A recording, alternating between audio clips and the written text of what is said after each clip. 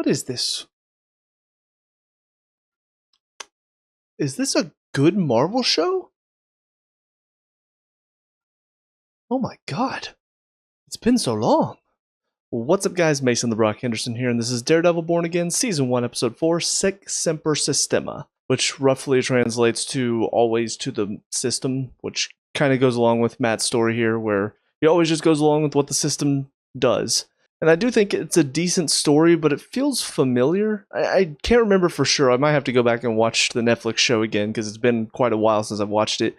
But I feel like we've done a similar story in that, where he decides to step away from being Daredevil, but then seeing how the system is broken reminds him of why he's Daredevil in the first place, and so he decides to put the suit back on again. I feel like that happened in the original show, and it feels like that's what they're doing here. They're showing how the system is broken, and basically giving him a bunch of reasons why he should put the suit back on and be Daredevil again. So in that sense, if it is a storyline that's being repeated, then unfortunately that's a problem. It's a good storyline though, so that's where I'm still invested. I still want to see more, because there is that interesting dilemma that he has to wrestle with himself over. And especially bringing the Punisher into the situation and that conversation that they have, I was really gripped in that scene. And both of them are really bringing their A game and all of that. But I think that's why I'm still enjoying the story, even if it does feel kind of familiar, because they're doing it in an interesting enough way to where that feeling of familiarity isn't a bad thing necessarily in this case. So I'm still having a good time with it,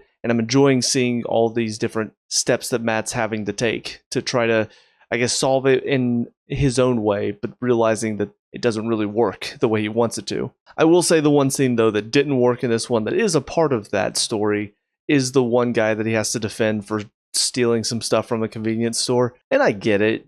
Like, the system is broken. I get that he's been given a rough run of life. He's had some stuff go against him that has caused his life to be in the shitter. The problem is, you made the guy so damn unlikable from the very beginning. I don't give a shit. So whenever he gives that whole emotional speech to Matt about how he's been through it and how his life sucks and all of this, I don't care.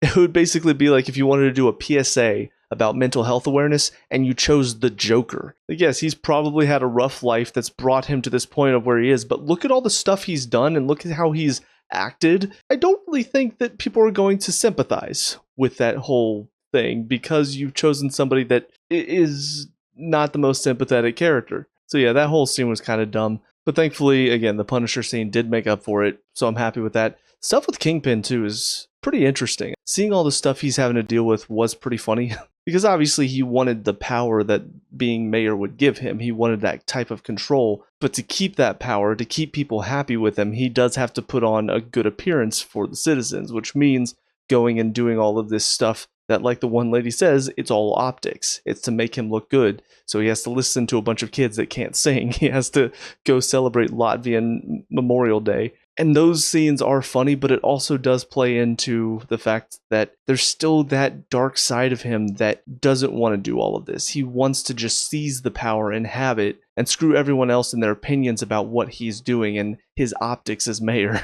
And I do find it very interesting that he's dealing with two betrayals. One with his staff, this one guy leaking, I think is Daniel is his name. He leaked all this stuff that is now lighting up the press and making him look bad. And then obviously he's still dealing with the betrayal that Vanessa dealt him with Adam, and we see what's happened to Adam at the end of the episode. So I think it's very interesting to see the two sides of it, because obviously with Daniel, he was just ready to get rid of him, but then Daniel showed his loyalty to him, and it reminded him that people can still make mistakes and can still cause him issues. If he truly wants to be a mayor, he can't just get rid of people willy-nilly just because they screwed up one time. Whereas with Vanessa, she screwed up, but he still loves her. And so it's more of a personal thing where he can't really trust her, and it's hard for him to forgive, like he said, because of his history, but that love that he has for her is what's keeping him connected to her, despite the fact that he doesn't forgive very easily. So it's interesting seeing the two, where one he feels compelled to because of love, the other one he feels compelled to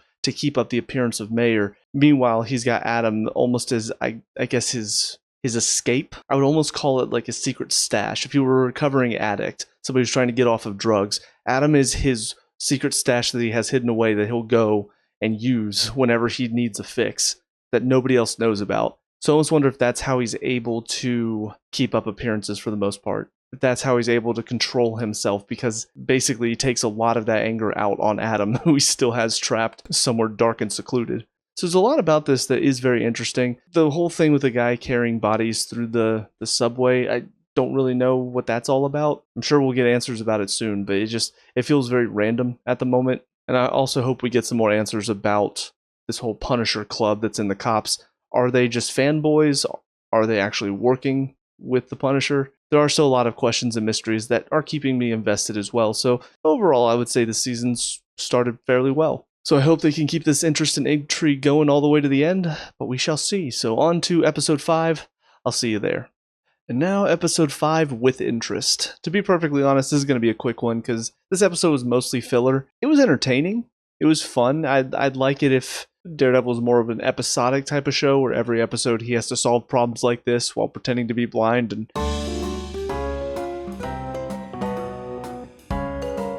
I almost look at it as like a Leverage or like Criminal Minds, that type of show. If that were what Daredevil was, this would be a really, really good episode. But as it is, it's just fine, but it's definitely filler.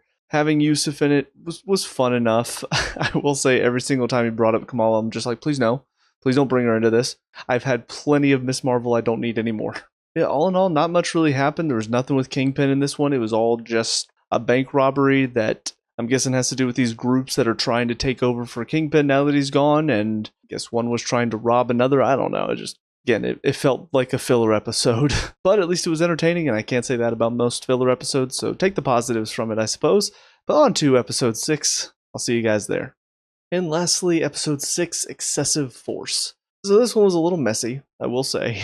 They do introduce this serial killer finally as Muse. Don't know why he's doing any of what he's doing. I'm sure we'll get answers for that. But yeah, killing people, using their blood to make paint. Yeah, it's pretty disturbed, to be fair. A couple of things that didn't work for me in this episode. First of all, the girl. It's the second time this season, the other time being the one guy that was complaining about how hard his life is after he stole the thing. Both times, you got people who are just talking down to Matt as if they are so much better than him, and how dare he not do everything he possibly can to help them. And it's so self-righteous and so holier than thou. And the show treats it as if they're correct. Like, based on how the scene is shot, based on how Matt reacts, you would think we're supposed to be sitting here going, oh, yeah, she's got a point. I mean, Matt's a lawyer. He should be doing everything he possibly can. What's a lawyer supposed to do? I know he's Daredevil. Technically, yes, he can be doing more than what he's doing.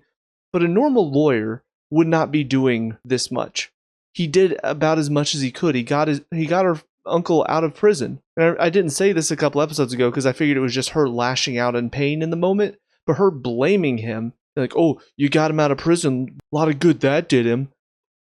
Okay, so he's just supposed to let him go to prison unfairly? He can't help the fact that somebody killed him. It's not his fault. Why are you blaming him? But then she comes into his office and then starts blaming him again, saying that, oh, well, he was looking into something. You need to be doing more because the police aren't doing their job, so why aren't you doing? He's not a cop. He's a lawyer. It's written as if she knows he's Daredevil. She knows that he should be going out there as a vigilante and tracking this guy down and tracking down the people that killed her uncle. That doesn't make any sense. And the fact that the show made it sound like, oh yeah, guys, she's got a point, when in reality, she's just very self-righteous. It really pissed me off. It irked me in a way that I don't know why it did, but it did. And it put me off to the point where whenever she went off looking on her own, I'm like, good, she's getting what she deserves. She shouldn't be going out there on her own. She's an idiot. The other thing that doesn't work for me, though, is Matt just shows up at this guy's hideout. How did he track him down? I might have missed something, but I don't really know how all of a sudden he's just there. And he's found exactly where the hideout is. It's not even just he's down there searching in the subway tunnels for him. It's just he's there and he's running at him. So I do wish we could have at least seen how he pieced all of that together. But everything else in this episode I think was perfectly fine. The stuff with Kingpin did verge on boring a little bit in this episode, but I do still appreciate what they're trying to show. A lot of the tactics he uses, or he used as Kingpin, he's able to use as mayor too to get what he wants, but then he finds it's a lot more difficult than that because there is a public image to think about, whereas a criminal, he didn't have to think about that as much. And the one lady talking about how essentially he's got the favor now, but as soon as he's out of favor, she essentially doesn't have to deal with him anymore. So because of that public image, it is making it a bit difficult for him. I think that moment we got with Adam here at the end was him finally getting to release that inner rage. I think so far, just going to see him has been enough to sort of satisfy himself. But with this, I think it finally got to a point where he was just dealing with too much, and he had to find a way to let the rage out, and beating the shit out of him was the best way for him to do it. So it's fairly interesting. I just don't really know what they're planning to do with that yet. We also see him weaponizing this group of cops.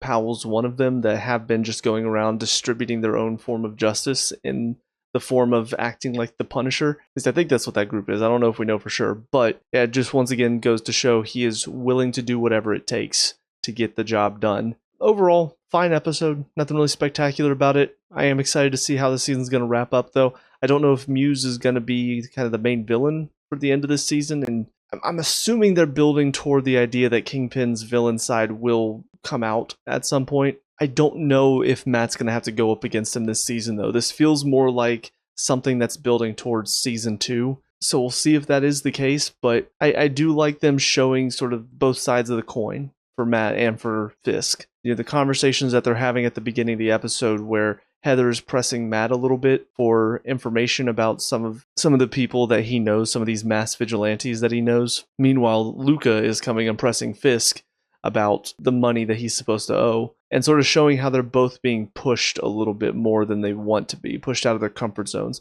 And then, of course, at the end, showing both of them beating the shit out of somebody at about the same time, too. So I like how they're showing the similarities there, because it really does show they are two sides of the same coin, and both of them have the potential for that same monster inside that I think they're both trying to avoid right now. But with all that being said, those are my thoughts on these 3 episodes. Let me know what you guys think down in the comment section below. What were your thoughts on these 3? Let me know. We can talk about and discuss all that good stuff. Leave a like and subscribe for future Daredevil Born Again reviews. Also, check out the channel. We have a lot of other reviews on here, so check those out if you have time. But until next time, I hope you guys have a great day. I'll talk to y'all later. Peace out.